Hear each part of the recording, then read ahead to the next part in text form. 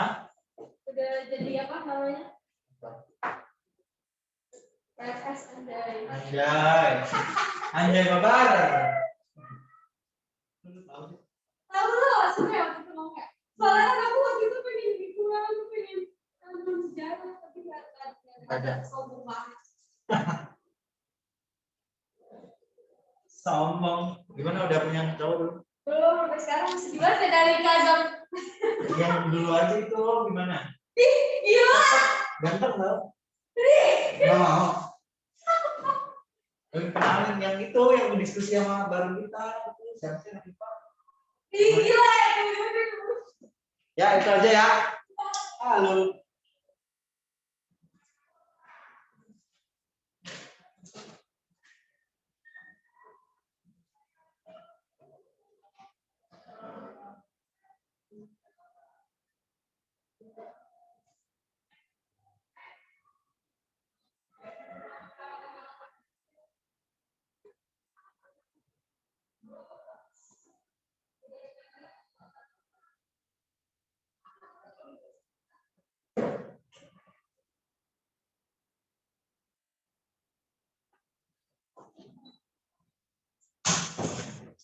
Oke. Yang di rumah ada yang dengar suara kakak kan semuanya ya? Woi. Kedengeran. Siap. Mantap. Lurus biar mantap. Lurus kan? Anggap aja lurus lah ya. Oke, bisa kakak mulai ya. Pada kesempatan kali ini kakak mulai. Assalamualaikum warahmatullahi wabarakatuh. Nggak ada orang. Kakak buka. Assalamualaikum warahmatullahi wabarakatuh. Selamat sore ada semuanya. Ketemu lagi sama kakak di pelajaran sejarah ya. Secara wajib tentunya. Di mana di materi sebelumnya kita sudah membahas tentang bagaimana keadaan Indonesia setelah kemerdekaan, setelah proklamasi. Ya, ini sedikit review dulu sebelum kita masuk ke sini nih. Kemarin Rania juga sempat diskusi tentang isi perjanjian. Nah, pada kesempatan kali ini kita akan lanjut ke materi yang berikutnya, yaitu tentang usaha menegakkan kedaulatan Republik Indonesia. Seperti yang sudah kakak jelaskan di pertemuan sebelumnya, bahwa kemerdekaan Indonesia itu dicapai dengan perjuangan, dengan yang namanya tetesan darah para pendiri dan para pahlawan bangsa. Di tanggal 17 Agustus 1945 tepatnya kita bisa merdeka. Namun setelah kita merdeka, ada usaha dari siapa? Dari penjajah kita, yaitu Belanda, untuk menguasai kembali Indonesia. Caranya gimana? Kemarin udah kakak jelaskan, melalui yang namanya blokade ekonomi, melalui agresi militer, melalui propaganda luar negeri, melalui yang namanya boikot dan aksi-aksi untuk supaya Indonesia nggak bisa merdeka. Kemudian selain itu, karena Belanda melakukan aksi-aksi tersebut di Indonesia, keadaan Indonesia itu di awal kemerdekaan sangat buruk. Gara-gara apa? Hiperinflasi, blokade ekonomi tadi, terus ada ekspor Indonesia itu hanya tergantung hasil pertanian dan kita belum punya uang karena kita baru merdeka, belum punya pendapatan yang proporsional untuk menata ekonomi dan pembangunan secara baik.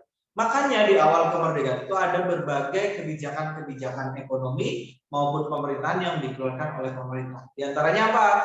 Kemarin kakak sudah menjelaskan tentang Kasimo Plan, yaitu rencana untuk meningkatkan hasil produksi pertanian. Ada program pinjaman nasional, yaitu program pemerintah untuk mengeluarkan surat obligasi kepada rakyat supaya dapat mengisi kas negara yang kosong. Terus selain itu juga mengeluarkan ORI atau Uang Republik Indonesia untuk mengatasi yang namanya hiperinflasi.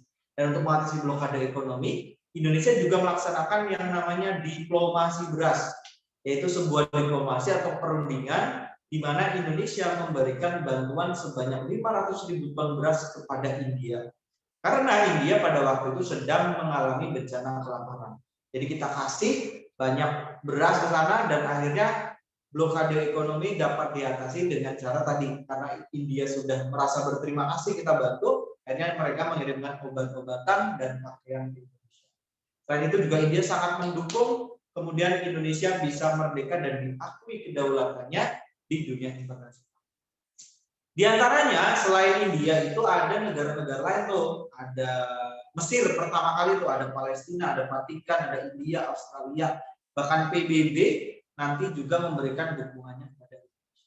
Nah, yang menjadi masalah adalah apa nih? Setelah Indonesia merdeka dan berjuang untuk mempertahankan kemerdekaan, ternyata Belanda mencoba kembali ke Indonesia dengan cara membentuk pasukan NICA. Kalau masih ingat ya, NICA, Netherlands Indies Civil Administration.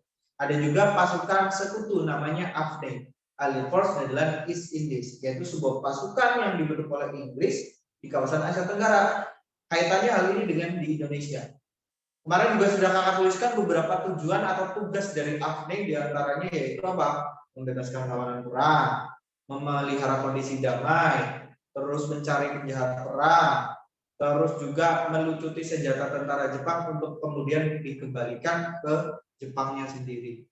Jadi tujuan AFNI ini hanya untuk membebaskan tawanan perang dan menjaga kondisi damai di Indonesia untuk nantinya diberikan kepada pemerintahan sipil. Namun yang kemudian menjadi masalah adalah kedatangan AFNI dibonceng atau diikuti oleh Belanda, yaitu yang tergabung dalam NICA, Netherlands Indies Civil Administration, yang merupakan organisasi semi militer bentukan bentukan Belanda yang tugas utamanya adalah untuk menguasai Indonesia. Nah, karena dua organisasi ini ya, AFNI dan NICA ini di Indonesia, itulah yang kemudian menimbulkan masalah baru dan kita berusaha, ada aksi pasti ada reaksi. Belanda beraksi untuk menguasai Indonesia kembali, kita bereaksi untuk apa? Mempertahankan kedaulatan Republik Indonesia. Seperti itu ya. Nah, itu sedikit reviewnya. Di pertemuan sebelumnya juga sudah kakak jelaskan, ada dua usaha yang kita lakukan untuk mempertahankan kedaulatan Republik Indonesia. Ini kakak tuliskan ya, yang A. Usaha RI untuk menegakkan kedaulatan. Tentunya setelah kemerdekaan. Nah, usaha yang dilakukan oleh Republik Indonesia untuk menegakkan kedaulatan ini dilaksanakan karena tadi Belanda berusaha kembali menguasai Indonesia. Hai Husen, baru masuk, baru datang. Halo kakak, halo. Oh, dipanggil sama Denny tuh. Denny, bukan Denny Denny. Oh, Reja ya? Bukan dong, halo kakak, halo. Bosan ya? Siapa sih? Oh, Tarik ya? Tarik di. Kenapa lu online, Tarik? Males aku kakak, males. Itu gak bosan, kamu kan Tarik? Kamu emang gak kangen sama cewek kamu? Kan udah di sini. Asik. Asik. Udah ya? Nah, usaha menegakkan kedaulatan Republik Indonesia ini dilakukan oleh Indonesia. Dilakukan karena apa? Karena Belanda mencoba kembali. Kadang-kadang. Oi. Ini lanjutannya yang fisik satu perang. Iya, atau betul. review lagi. Ini bikin aja ini baru biar jelas itu. Nanti akan jelaskan tentang perisi dari perjanjian kayak kemarin tuh. Dan apa namanya tuh kan kemarin kakak baru ngejelasin prolognya, urutan dari perjanjian satu ke perjanjian lain. Nah, ini nanti ada kakak beberapa materi yang kakak tambahin ya. Nih, kamu tulis aja sama ya. Usaha itu menegakkan kedaulatan itu dilakukan karena Belanda mencoba kembali menguasai Indonesia melalui organisasi NICA. NICA. Kemarin udah kakak jelaskan NICA-nya ya. Organisasi NICA yang dikirimkan dalam pasukan sekutu, yaitu AFNI. Kemarin AFNI juga sudah kakak jelaskan apa itu AFNI. Jadi kalian nggak usah bingung ya. Kalau misal ditanya Afni apa sama Nica apa, tinggal kalian buka catatannya. Udah ada di situ. Nica tugasnya apa, Afni tugasnya apa juga udah tahu. Intinya Indonesia berusaha untuk menegakkan kedaulatan NKRI disebabkan alasan utamanya karena pastinya Belanda ingin menguasai kembali Indonesia. Nah, caranya gimana Kak? Gitu kan. Cara atau usaha kita itu dibagi jadi dua. Kemarin udah Kakak jelaskan nih, usaha menegakkan kedaulatan itu dibagi jadi dua. Usaha apa aja, melalui jalur apa? Yang pertama ada melalui jalur diplomasi. Nah, betul, melalui diplomasi. Diplomasi itu berarti melalui perundingan untuk mendapatkan pengakuan kedaulatan. Melalui peperangan fisik. Nah, peperangan fisik atau melalui yang namanya pertempuran. Nah, khusus untuk kali ini kita akan fokus ke yang diplomasi. Ya. Diplomasi. Yang pertempuran mungkin pertemuan berikutnya kalau bisa. Oke, yang pertama ya, perjuangan diplomasi atau perundingan nomor satu nih. Satu, strategi diplomasi atau perundingan untuk menegakkan kedaulatan Republik Indonesia. Oke, yang namanya perundingan, berunding ya bukan lewat kontak fisik. Ada kontak fisiknya sih, tapi lebih ke dia mengadakan pertemuan di sebuah forum pertemuan yang kemudian menyepakati beberapa hal penting. Nah, biasanya yang ikut dalam perundingan-perundingan tersebut adalah seorang diplomat dan tokoh-tokoh nasional tentunya ya. Nah, strategi ini diambil karena Indonesia percaya dengan adanya dukungan dari dunia internasional dan bahwa kita memang sudah benar-benar merdeka baik secara de facto maupun de jure secara hukumnya. Jadi kita berani untuk mengajukan bahwa kita memang sudah benar-benar merdeka. Nah, strategi ini intinya ya, strategi ini diambil dengan mengadakan perundingan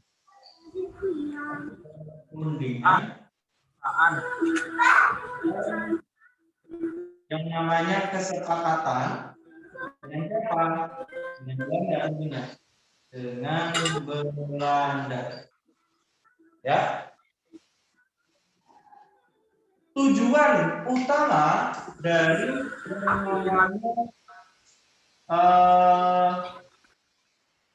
strategi ini adalah untuk apa? Tujuan akhirnya ya, untuk mendapatkan pengakuan kedaulatan. Ya. Untuk mendapatkan pengakuan kedaulatan. Dari siapa? Kedaulatan. Dari siapa? Dari Belanda, karena Belanda adalah negara yang paling berhak mengakui kemerdekaan Indonesia setelah Perang Dunia. Nah, dari Belanda. Jadi apapun nanti tujuan dari diplomasi ini hanya untuk ini pendapatan. Pokoknya Belanda itu harus mengakui kedaulatan Republik Indonesia yang kemudian diberikan dari Belanda ke Indonesia. Itu tujuan utama dari strategi diplomasi untuk mendapatkan pengakuan kedaulatan dari Belanda. Nah, selain yang namanya mendapatkan pengakuan kedaulatan dari Belanda, hal ini juga dilakukan selain itu untuk mendapatkan dukungan. Ya, mendapatkan dukungan kemerdekaan dari negara-negara lain. Dari negara-negara lain serta organisasi internasional. Seperti apa contohnya? Kayak PBB internasional. Seperti PBB. Makanya nanti kalau di sejarah peminatannya kalian akan belajar tentang respon bangsa lain terhadap kemerdekaan Indonesia. Ini ada hubungannya dengan sejarah peminatan. Nanti ada respon Palestina gimana, respon Vatikan gimana, respon Mesir gimana, respon India gimana, respon Australia gimana, dan respon negara-negara Timur Tengah ataupun respon PBB terhadap kemerdekaan. Nanti bakal dijelaskan di sana. Nah, itu tujuan dari strategi diplomasi untuk menegakkan kedaulatan. Nah, di pertemuan sebelumnya juga sudah kakak tuliskan ada serangkaian proses, ya, proses yang namanya strategi diplomasi ini. Ya, ini kakak tuliskan lagi biar kalian ingat-ingat ya tentang yang namanya kronologi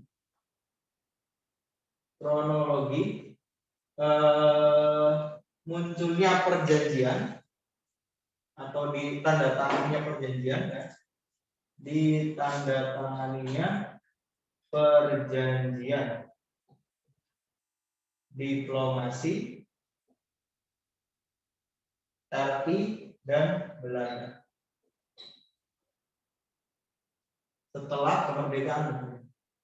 Tujuan akhirnya tadi untuk apa? Nih, ya, mendapatkan pengakuan kedaulatan dari Belanda. Berarti kita tulis di paling akhir, ya. Ini gongnya terakhir ya, pengakuan. Bagaimana cara kita mendapatkan tadi pengakuan kedaulatan RI dari Belanda. RIS pas waktu itu ya. Berarti tujuan akhir dari diplomasi ini adalah ini nih, yang mendapatkan pengakuan kedaulatan Republik Indonesia Serikat dari Belanda. Gimana nih bisa dapat? Nah, strateginya itu panjang banget. Kemarin kakak jelasin dari awal namanya perjanjian Linggarjati. Nah, namun sebelum perjanjian Linggarjati itu ada sebuah perjanjian yang secara tidak langsung biasanya nggak pernah ditulis di dalam soal-soal. Tapi kalian perlu tahu, sebelum ada perjanjian Linggarjati, ada perjanjian namanya Boge-Palué. Mungkin kalian belum pernah dengar perjanjian Boge-Palué. Nanti kakak jelaskan itu apa. Baru nanti setelah perjanjian Boge-Palué ini muncul yang namanya perjanjian Linggarjati. Oke. Nah, nanti setelah perjanjian Linggarjati, Belanda melaksanakan yang namanya agresi militer Belanda 1. Setelah agresi 1, PBB membentuk Komisi 3 Negara atau KTN. Setelah KTN terbentuk, akhirnya disepakati perjanjian baru bernama Perjanjian Renville. Ya, ada perjanjian Renville. Gara-gara perjanjian Renville, Belanda nanti mengadakan agresi militer Belanda yang kedua. Dari agresi kedua ini muncullah yang namanya pemerintahan darurat Republik Indonesia dan muncul United Nations Commission for Indonesia. Dari kunci ini muncullah perjanjian baru bernama Perjanjian Rouen-Royen. Nah, mungkin pernah dengar ya perjanjian Rouen-Royen itu apa?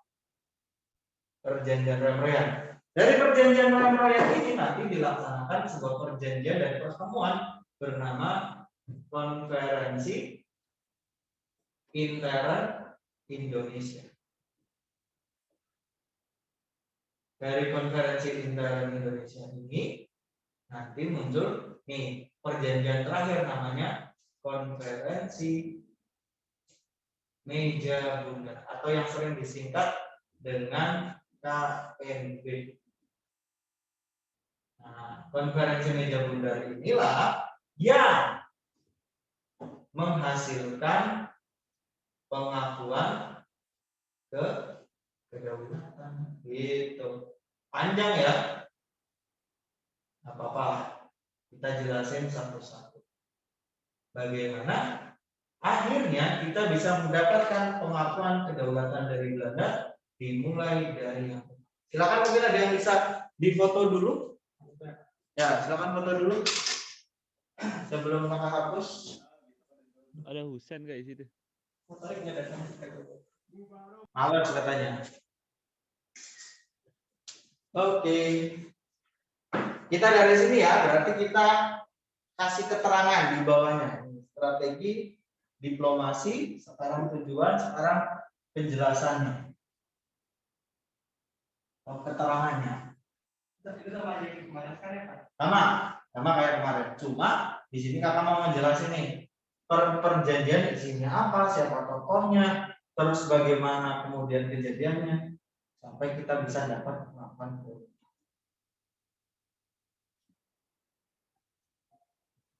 Oke. Yang pertama, kakak kasih keterangan di sini ya. Keterangan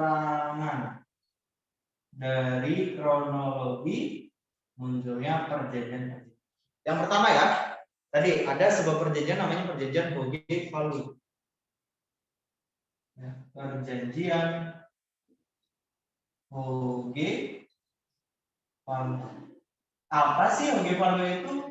Hoge-Valuy itu adalah sebuah nama tempat, nama daerah di Belanda yang menjadi tempat pertemuan Indonesia dan Belanda dalam perundingan tentunya. Nah, perjanjian Hoge-Valuy ini diprakarsai atau dipelopori oleh seorang tokoh bernama Lord Killearn dari Inggris.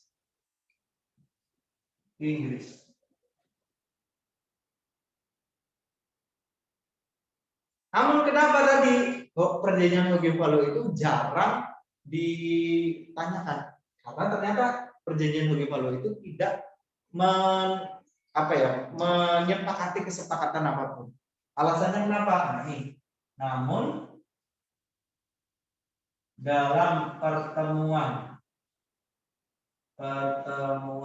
ini tidak diperoleh kesepakatan.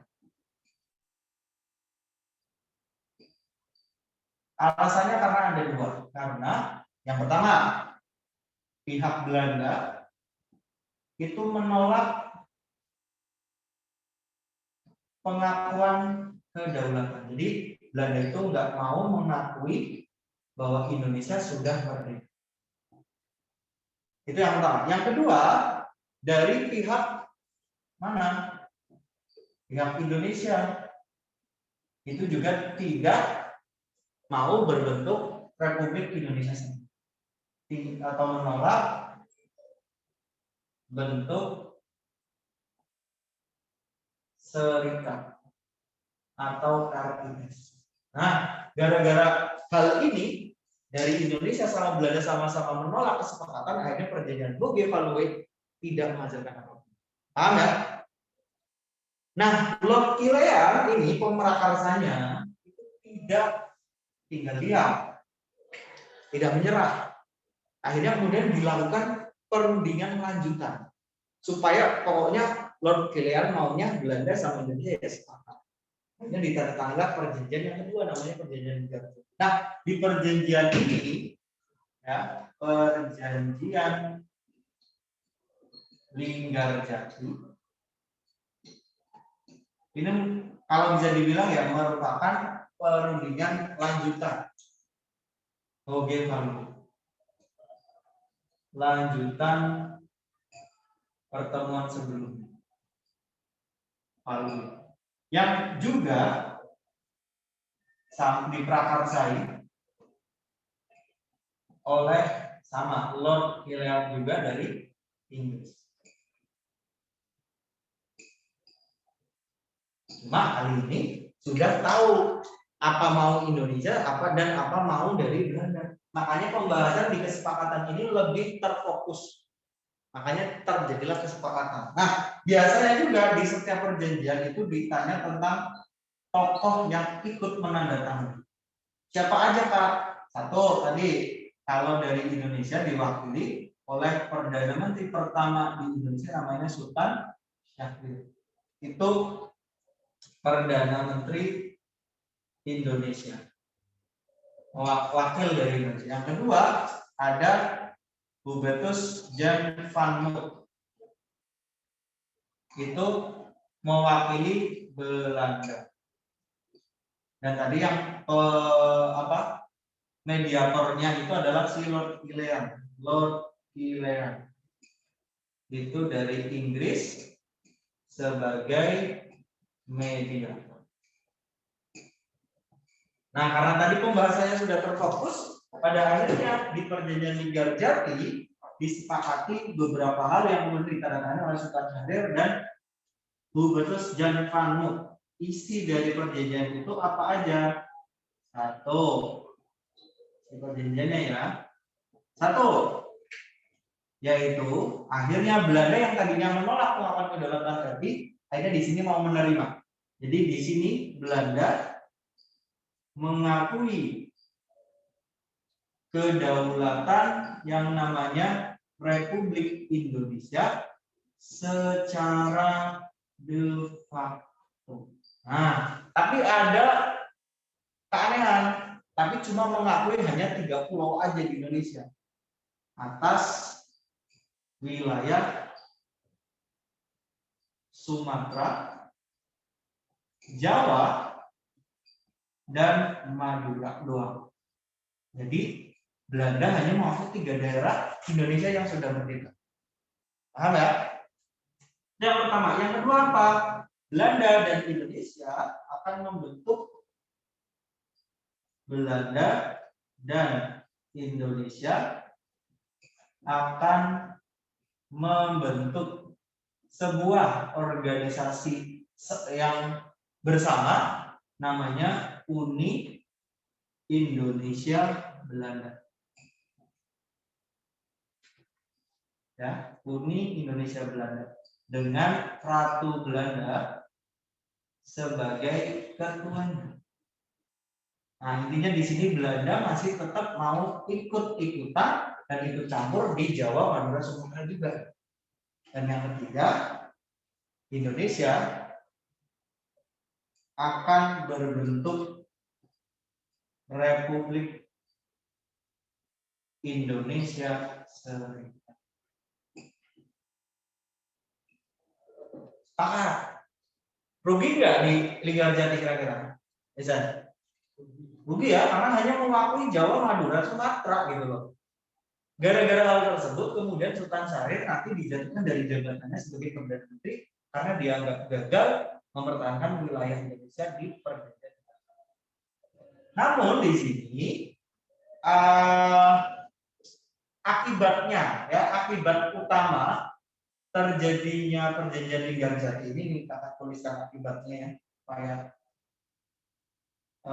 jelas.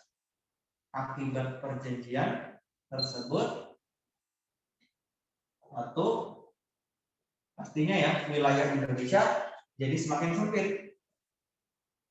Wilayah RI semakin sempit. Yang kedua ya, tadi siapa? Sultan Syahrir jatuh dari jabatannya sebagai Perdana Menteri. Yang ketiga, gara-gara Indonesia dianggap melanggar perjanjian Linggarjati, Belanda melancarkan yang namanya agresi militer Belanda satu. Jadi misal kalau ditanya agresi militer Belanda satu itu terjadi kenapa? Alasan utamanya karena perbedaan penafsiran terhadap perjanjian Linggarjati. Itu ya. Paham ya? Oke, kakak lanjut. Ini kakak hapus nggak apa-apa ya? Tadi beri foto.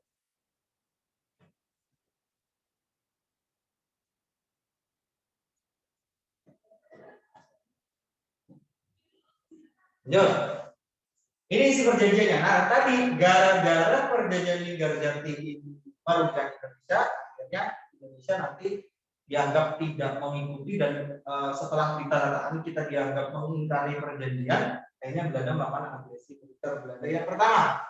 Nah, di sini kakak mau menjelaskan tentang kejadian agresi militer 1 tanggal 21 Juli 1947. Agresi militer Belanda 1 ini disamarkan dengan sebuah aksi yang disebut dengan aksi kolisioner. Ya. Adalah serangan militer Belanda kemana? Ke Jawa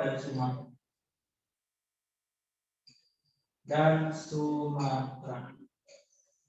Dengan menyebutnya, menyamarkannya ya, supaya enggak dianggap menjajah negara lain, dengan menyamarkan gerakan tersebut, dengan yang namanya tadi aksi kolisionil. Apa tuh aksi kolisionil? Itu sebuah aksi pengiriman dan serangan militer yang dibenarkan. Karena biasanya di suatu daerah, suatu tempat itu terjadi huru-hara, makanya militer diperbolehkan untuk turun dan menyelesaikan masalah dan menertibkan keadaan masyarakat. Namun tujuan sebenarnya bukan untuk itu. Tujuan utama Belanda melaksanakan agresi militer ini, tujuan agresi 1 itu adalah untuk apa? Untuk menguasai sumber daya alam SDA di mana? Di Jawa dan Sumatera. Dan akhirnya berhasil. Oke. Itu tujuannya. Tambahin satu lagi adalah tentang sebab agresi 1. Nah, kalau misal ditanya sebab agresi 1-nya itu karena tadi ya, perbedaan penafsiran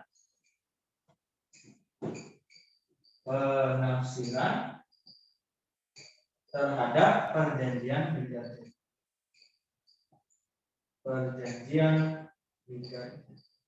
Akibatnya wilayah Indonesia semakin sempit gara-gara agresi 1 ini. Beberapa wilayah yang kaya akan sumber daya alam di Jawa dan Sumatera. Wah, tapi ini berdampak negatif kan bagi Indonesia ya. Tapi ada dampak positifnya. Apa tuh? Indonesia jadi didukung sama negara-negara lain, pada kasihan sama Indonesia. Waduh, ini Indonesia jadi sedang dizolimi nih sama Belanda. Makanya muncul dukungan dari Mesir, India, Australia, hingga akhirnya PBB membentuk sebuah organisasi bernama KTN. Adalah singkatan dari Komisi 3 Negara. Yaitu sebuah organisasi yang dibentuk oleh PBB, organisasi bentukan PBB untuk mengatasi konflik antara siapa? Indonesia dan Belanda setelah agresi militer.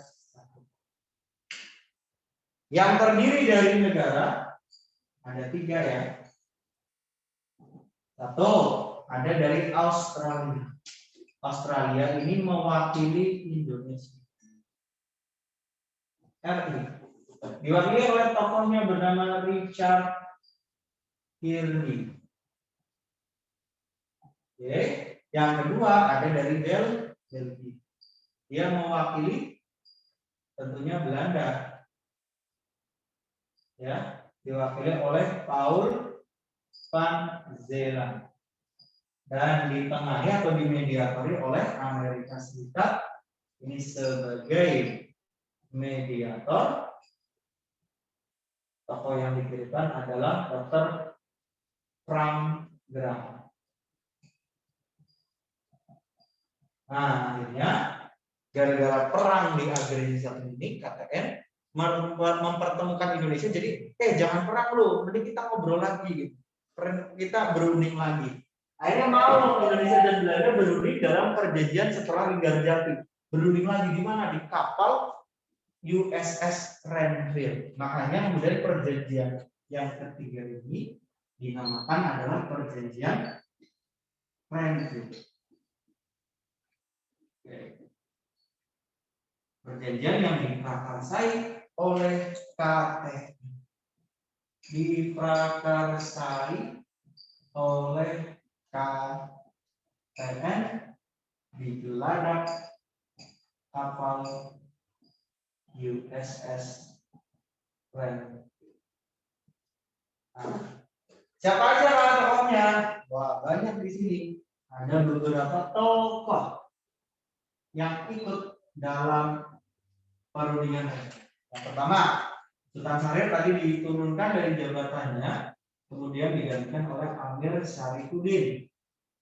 Ini mewakili Indonesia. Yang kedua, ada yang mewakili Belanda, namanya adalah Abdul Qadir Wijaya Atmojo. Nah, loh kok orang Indonesia malah Wijaya Atmojo ya? Malah mewakili Belanda, Pak. Iya. Ya, seperti biasa ya, pasti ada yang namanya pengkhianat. Karena adanya uang, karena dibayar, kan? Terus pemrakarsaannya adalah KTN tadi ya. Itu di geladak kapal. Diprakarsai oleh konferensi apa tadi ya? Konferensi komisi 3 negara ya. KTN ini sebagai pemrakarsa diselenggarakannya perjanjian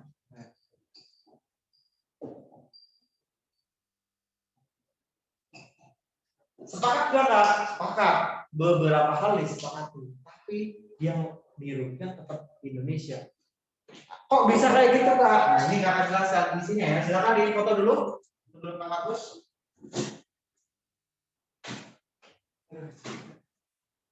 Masih banyak yang tadi. Oh masih nih, ada Renville, loh, PDRI, KMB nanti terakhir maafkan.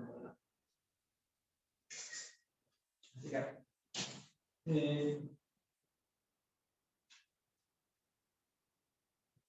Yang kanan dari komunitas. Oke.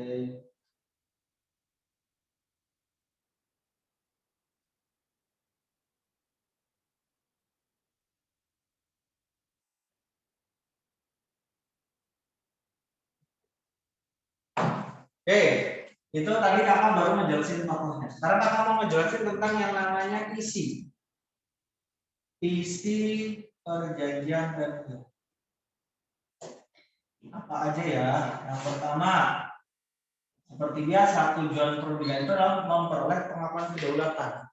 Nah di pertama ini Indonesia dan Belanda sepakat hanya mengakui wilayah Indonesia, hanya mengakui wilayah RI hanya berdasarkan yang namanya garis pamuk. Nanti kakak jelaskan garis pamuk itu apa. Yang kedua, harus ada penarikan pasukan baik Belanda maupun Indonesia dari dalam atau luar garis pamuk ke dalam garis pamuk. Yang ketiga adalah pembentukan yang namanya tadi Uni Indonesia Belanda, Ratu Belanda sebagai ketuanya, dan Republik Indonesia. Nah, balik ke yang pertama dulu. Apa itu garis pamuk? Kakak tuliskan, gambarkan. Anggap aja ini wilayah Indonesia, Sumatera, Singapura, Jawa, Kalimantan, Sulawesi, Maluku, hingga Papua, Bali, NTT, dan lain sebagainya. Anggap saja ini adalah wilayah peta wilayah Indonesia. Yang ditanya tadi, garis Panok. Garis Panok itu adalah sebuah garis imajiner, garis khayal yang bentuknya seperti ini. Sini. Dan sini. Inilah yang disebut dengan garis Panok. Garis khayal, garis imajiner yang dibuat oleh Hubertus Jenderal Panmuk yang mengakui wilayah Indonesia cuma wilayah ini dan ini. Lebih dikit dong, ya nggak? Tadi Linggar Jati kan Jawa, Madura, Sumatera, ya nggak? Kalau di Renville cuma sebagian Jawa sama sebagian Sumatera, itu pun ada garis putus-putusnya. Gitu. Nah makanya kemudian perjanjian Renville ini pun nanti mengakibatkan beberapa hal. Karena wilayah Indonesia semakin sempit, akibat yang ditimbulkan adalah satu, muncul penolakan terhadap perjanjian Renville oleh rakyat Indonesia. Gara-gara apa? Merugikan Indonesia. Karena RI yang dirugikan oleh perjanjian tersebut. Di antaranya ada seorang tokoh bernama Carlos Suryo yang nantinya dia melakukan pemberontakan DITI karena dia kecewa terhadap isi dari perjanjian. Itu yang pertama. Yang kedua, Amir Salihuddin dijatuhkan dari jabatannya sebagai perdana jabatannya sebagai PM sama kayak Sultan Syahrir. Dan yang ketiga, karena Indonesia menolak setelah menandatangani, akhirnya Belanda menganggap Indonesia melanggar perjanjian lagi. Akhirnya dia melakukan agresi militer Belanda yang kedua. Agresi militer 2. Bedanya apakah sama agresi 1? Nah ini kakak tuliskan beda agresi 1 dan agresi militer Belanda 2. Kalau agresi 1 itu masih disamarkan dengan aksi polisionil, sedangkan kalau agresi militer Belanda 2 yang dilaksanakan tanggal 18 sampai 19 Desember 1949 itu dilakukan dengan tujuan utamanya menghancurkan Indonesia. Kemana? Ke Jogja. Serangan militer ke Yogyakarta. Loh, kenapa ke Jogja, nggak ke tempat yang lain? Karena Yogyakarta itu adalah ibu kota Indonesia pada zamannya. Tujuan utamanya adalah satu ya, menghancurkan RI dengan cara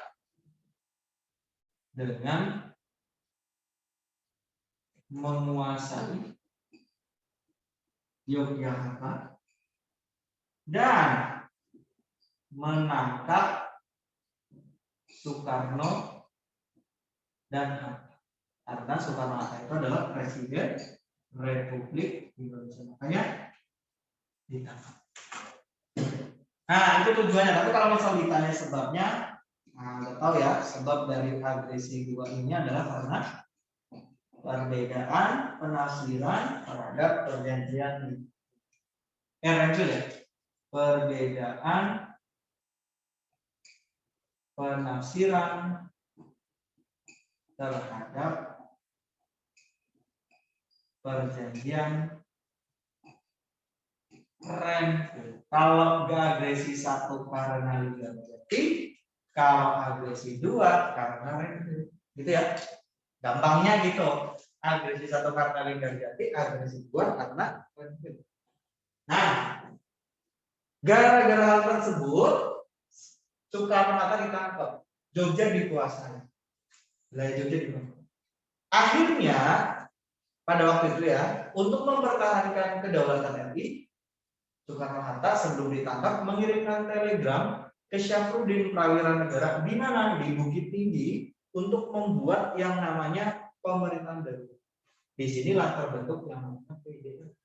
Kita hapus dulu PDRI ya. Singkatan dari Pemerintahan Darurat Republik Indonesia. Apa ya? Mantap. PDRI. Nah, ini perlu ditulis PDRI. Singkatan dari Pemerintahan Darurat Republik Indonesia. Adalah sebuah organisasi yang dibentuk oleh Syafruddin Prawira Negara. Organisasi darurat yang dibentuk dan dipimpin oleh Syafruddin Prawira Negara. Ya, organisasi darurat ini dibentuk gara-gara agresi militer Belanda II. Setelah Soekarno-Hatta mengirimkan telegram dan sebelum ditangkap, akhirnya pemerintahan darurat ini terbentuk di Bukit Tinggi, ya, di Bukit Tinggi sebagai cara untuk mempertahankan kedaulatan setelah agresi militer. Setelah agresi militer kedua, dukungan internasional semakin banyak. Selain Australia, ada Timur Tengah, ada Persia, ada Mesir mendukung dengan Indonesia. Akhirnya PBB juga karena desakan dunia internasional nggak bisa menyampingkan masalah Indonesia sebelah mata. Makanya kemudian PBB membentuk yang namanya UNCI, sebuah organisasi khusus dari PBB, United Nations Commission for Indonesia, untuk menggantikan organisasi tadi ya, pengganti KTN. Ya, gimana? Harus jadi presiden. Ya, presiden yang terlupakan namanya. Dia kan ini jadi ketua PDRI ya. Kalau ketua PDRI berarti sama aja dia adalah presiden, karena presiden Indonesia yang sah pada waktu itu ditangkap. Nah, berarti Syafruddin ini adalah presiden Indonesia ketika kita berbentuk pemerintahan darurat. Gitu. Tapi kenapa ada darurat? Ya karena ya darurat gitu, yang hanya peralihan aja sebenarnya. Ada nanti Syafruddin dan ada yang kedua namanya Mr. Asad. Mr. Asad juga pernah jadi presiden RI, tapi ketika kita berbentuk RIS. Ini akan jelaskan ya. UNCI, organisasi pengganti KTN dari PBB yang beranggotakan 3 negara juga. Tadi ya, Australia mewakili Indonesia, diwakili tokohnya yang beda ya, sama Chile namanya.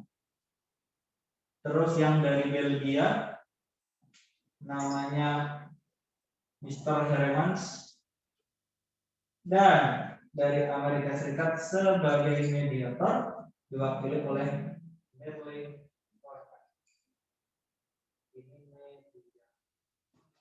Nah, disinilah kemudian peran UNCI sangat besar untuk diselenggarakannya perjanjian ke berapa tadi? 4, yaitu perjanjian Rome.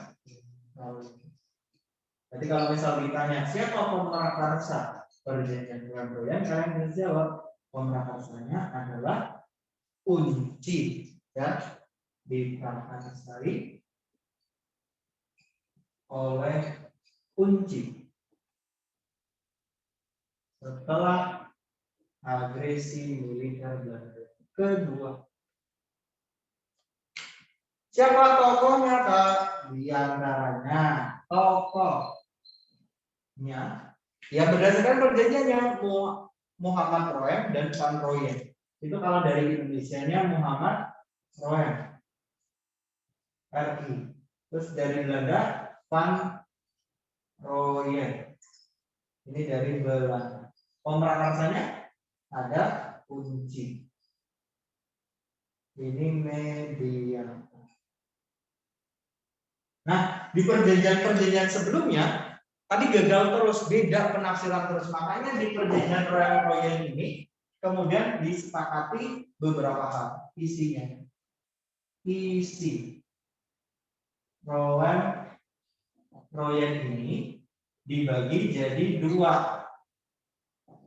Ada yang dari pendapat dari Belanda dan ada juga pendapat dari Indonesia. Jadi bedakan pendapatnya sendiri-sendiri. Yang pertama ini dari Belanda. Yang kedua ada dari pemerintahan Indonesia. Yang pertama kalau dari Belanda bersedia melepaskan Soekarno-Hatta. Kan lagi Soekarno-Hatta ditangkap ya di agresi 2. Di sini melepaskan tawanan politik Soekarno dan Hatta. Terus yang kedua, pemerintahan RI dikembalikan ke Yogyakarta yang tadinya dikuasai oleh Belanda, Yogyanya dibebaskan, dibalikin. Dan yang ketiga, segera melaksanakan sebuah konferensi bernama Konferensi Meja Bundar. Kalau dari Indonesia gimana? Satu, bersedia menghentikan perang gerilya. Terus yang kedua bersedia menjaga keamanan dan ketertiban. Dan yang ketiga bersedia menghadiri konferensi meja bundar. Jadi yang paling sepakat di royal yang mana coba? Yang ini ya. Belanda ingin melaksanakan KMB. Indonesia bersedia menghadiri KMB. Jadi intinya royal itu adalah sebuah perjanjian yang sepakat untuk menyelenggarakan konferensi meja bundar. Nah, untuk menyelenggarakan konferensi meja bundar itu diperlukan kesepakatan juga antara negara-negara BRICS. Makanya diselenggarakan konferensi internal Indonesia. Udah sekarang difoto lagi? Ini lanjut. Udah mau akhir nih. Udah mau akhir. Tinggal intern, KMB sama pengakuan kedaulatan. Ini kita hapus dari sini. Yang nomor 5 ya. Ada isinya perjanjian konferensi inter-Indonesia.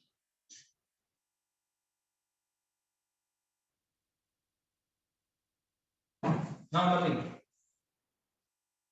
Konferensi intern Indonesia.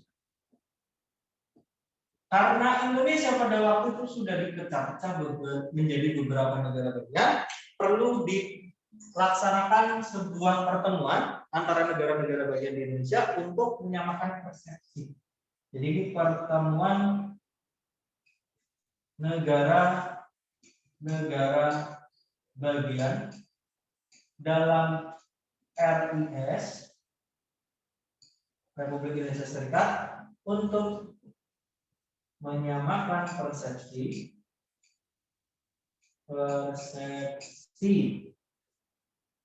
dalam menghadapi yang namanya konferensi meja bundar.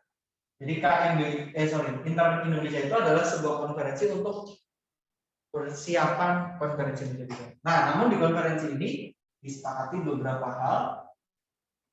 Kesepakatannya di antaranya adalah satu, ditetapkan bahwa lagu kebangsaan Indonesia adalah Indonesia Raya. Terus yang kedua, disepakati bahasa Indonesia adalah bahasa resmi di RIS. Adalah bahasa resmi. Terus juga benderanya menjadi bendera resmi. Bendera apa? Merah putih.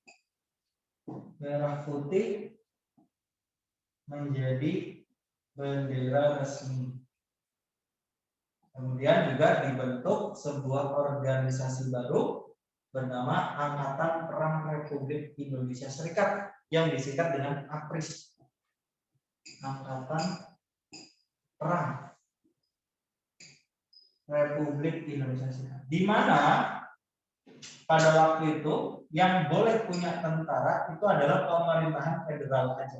Sedangkan negara-negara bagian itu tidak diperbolehkan untuk memiliki angkatan atau tentara sendiri untuk mencegah supaya nggak terjadi perang antara negara. Nah, setelah sepakat, kemudian akhirnya ini ujung dari semua perjanjian namanya Konferensi Meja Bunda dilaksanakan di Den Haag, Belanda pada tahun 1949. Tanggal 23 Agustus. Ini merupakan ujung akhir dari pelaksanaan diplomasi ya pertemuan RI Belanda di Den Haag yang diprakarsai juga oleh United Nations Commission for Indonesia, di mana di dalam KMB tersebut ada beberapa tokoh yang mewakili Indonesia adalah Muhammad Hatta, yang mewakili Belanda adalah Dr. Schenkemmerhard, dan ada juga wakil dari Republik Indonesia Serikat yaitu diwakili oleh BFO ya, namanya adalah Sultan Hamid II. Sultan Hamid II. Ini dari BFO, dan yang keempat ada kuncinya. Yang tadi kunci, Sidley, Herman, sama Lemley. Isinya apa Kak? Akhirnya Belanda secara de facto dan de jure mengakui kedaulatan Indonesia, tapi dengan syarat Indonesia harus berbentuk federal. Ya, Belanda mengakui kedaulatan Indonesia dalam bentuk negara federal atau RI. Syaratnya apa lagi? Oke, kita akui Indonesia benar-benar merdeka, tapi syaratnya ada lagi. Republik Indonesia harus bayar hutang Belanda. Nah, membayar hutang Belanda dari kapan? Dari tahun 1942. Enak banget ya Belanda ya. Mereka yang hutang, kita yang suruh bayar. Tapi itu kan namanya kesepakatan ya. Kita mau, Muhammad Hatta mau. Yang ketiga, wilayah Irian Barat atau Papua itu penyelesaiannya akan dibicarakan setahun kemudian. Diselesaikan 1 tahun kemudian. Nah ini sebenarnya rencana Belanda untuk menguasai Irian Barat. JNCO apa tadi? Hah? JNCO Federal Overlap. Ini badan perwakilan federal. Jadi Indonesia kan terdiri dari negara-negara bagian yang diwakili oleh ini, badan perwakilan federal. Oke. Yang keempat, Indonesia dan Belanda membentuk yang namanya RIS, APRIS, dan Uni Indonesia Belanda. Nah, disinilah ujung akhir dari usaha menegakkan kedaulatan Republik Indonesia melalui jalur diplomasi. Kenapa? Karena ini Belanda mengakui kedaulatan RIS di seluruh wilayah Indonesia. Kapan pelaksanaannya? Pelaksanaannya itu pada tanggal 27 kedaulatan ya. Belanda ke RIS itu tanggal 27 Desember 1949. Ya. Dilaksanakan di 3 tempat. Penyerahan dilakukan di 3 tempat. Mana aja tuh? Satu. Yang kemarin udah kakak tuliskan kalau ini ya. Ada di di Jakarta, ada yang di Belanda, dan ada juga yang di Yogyakarta, ya nggak? Udah kan? Nah, kalau yang di Jakarta kemarin diwakili oleh siapa? Sultan Hamengkubuwono IX, wakili Indonesia, dan Mr. Loving dari Belanda. Sedangkan kalau yang di Belanda ada Muhammad Hatta dari Indonesia dan Ratu Juliana yang mewakili negara Belanda. Sedangkan di Yogyakarta ada Mr. Asad yang mewakili Republik Indonesia dan ada Insinyur Soekarno yang menjadi Presiden Republik Indonesia. Inilah perjuangan kita melalui jalur diplomasi dari tahun 45 sampai 49. 4 tahun kita berjuang untuk mendapatkan pengakuan kedaulatan dari. Bisa dibayangkan bagaimana usaha tokoh-tokoh nasional untuk mendapatkan kedaulatan, untuk mendapatkan pengakuan kedaulatan dari negara. Dah selesai semuanya. Di pertemuan berikutnya, sekarang kita sudah belajar tentang strategi diplomasi. Di pertemuan berikutnya kita belajar strategi peperangan fisik. Ada pertempuran Surabaya, Medan Area, 5 hari di Semarang, Bandung Lautan Api, pertempuran Puputan Margarana, dan lain-lain. Dari semua yang kakak jelaskan mengenai strategi diplomasi, ada yang mau ditanyakan nggak? Enggak, Kak. Ya. Aku mau nanya, Kak. Gimana? KTN itu apa? KTN itu singkatan dari Komisi 3 Negara. Ada sebuah organisasi yang dibentuk oleh tadi siapa? PBB ya. Tujuannya untuk apa? Mempertemukan Indonesia Belanda dalam meja pertemuan. KTN tadi ya. Jadi KTN ini adalah sebuah organisasi yang dibentuk Belanda setelah agresi militer satu untuk mempertemukan Indonesia Belanda dalam meja pertemuan. Berhasil nggak? Berhasil. KTN itu berhasil mempertemukan Indonesia Belanda dalam meja pertemuan namanya Renville. Tapi kan Renville-nya gagal. Akhirnya KTN itu dirubah namanya menjadi UNCE. Negara anggotanya sama, Australia mewakili Indonesia, Belgia mewakili Belanda. Pokoknya yang beda. Kalau KTN kan 3 negara tadi ya. Australia diwakili sama siapa tadi? Richard Kirby. Ya nggak? Kalau KTN. Yang kedua ada dari Belgia mewakili Belanda diwakili oleh Paul van Zeeland, dan yang terakhir Amerika Serikat sebagai mediator diwakili sama Dr. Van. Baru di sini dirubah nih tokohnya nih. KTN dirubah jadi kunci, dirubah jadi Sisi Herman dan Mereka. Ada yang mau tanya lagi? Paham nggak? Tadi yang tanya siapa sih? Anin. Ari. Kak, ngerti, Kak. Makasih, Kak. Oke, ada yang mau tanya lagi? Enggak, Kak, enggak. Aku Ada. enggak, ada yang lain. Enggak ya? Kita pause kalau tidak ada. Kakak Bos udah difoto sama Usen, bisa di-share di grup Usen. Anjir, ketahuan gue.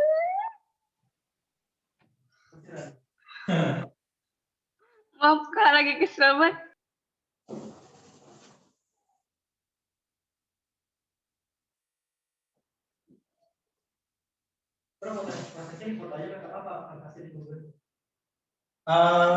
Di foto aja, kirim aja biar gampang.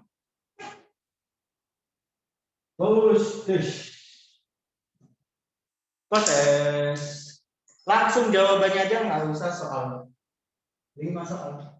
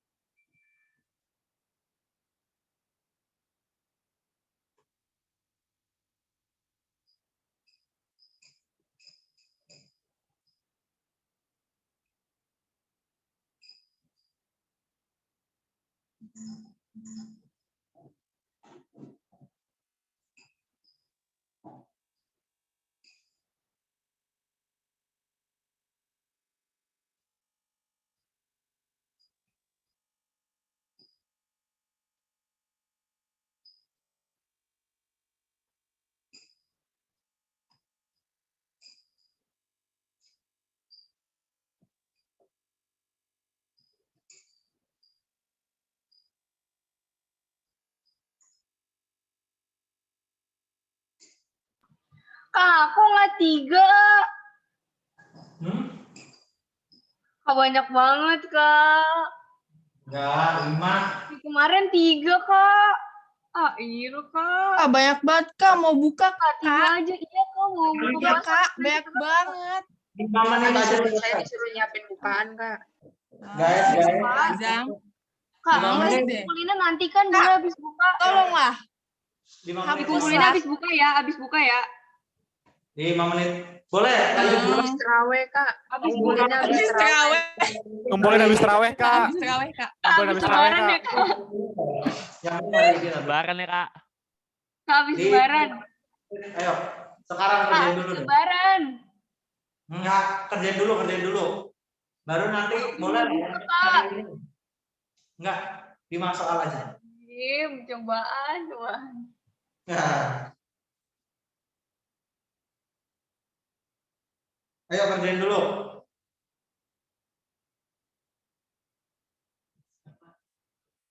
Ya, saya mau videonya kembali kan. Apa? Kembali. Ya, yang penting nomornya benar.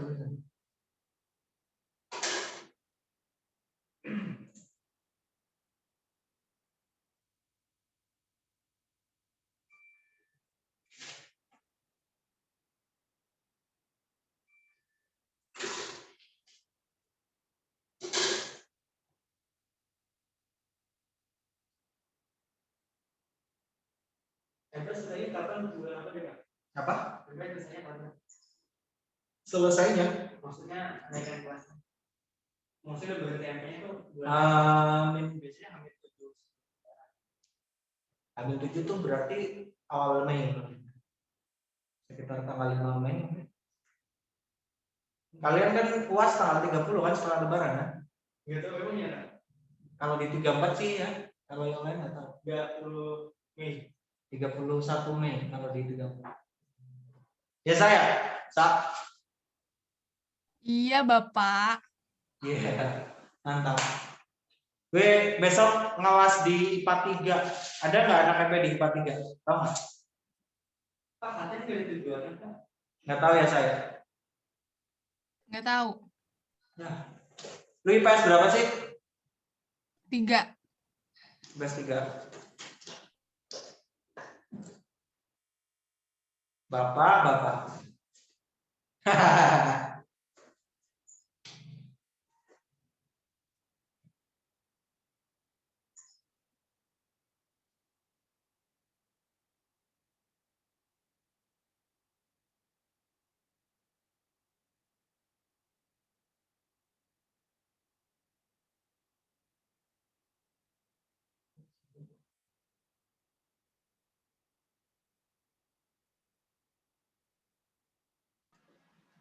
Kak,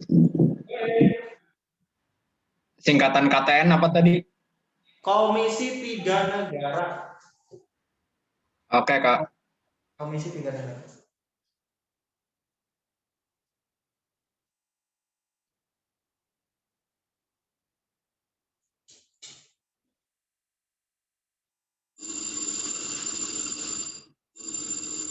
Oke, karena waktunya udah habis, silakan kalian screenshot ya. 2 aja. Nih. Oke, nanti 2 nih. Oke, karena waktunya sudah habis, kalian udah screenshot. Yang penting kalian ngumpulinnya hari ini. Mau habis buka boleh, nggak apa-apa. Habis sahur juga boleh, yang penting hari ini. Ya.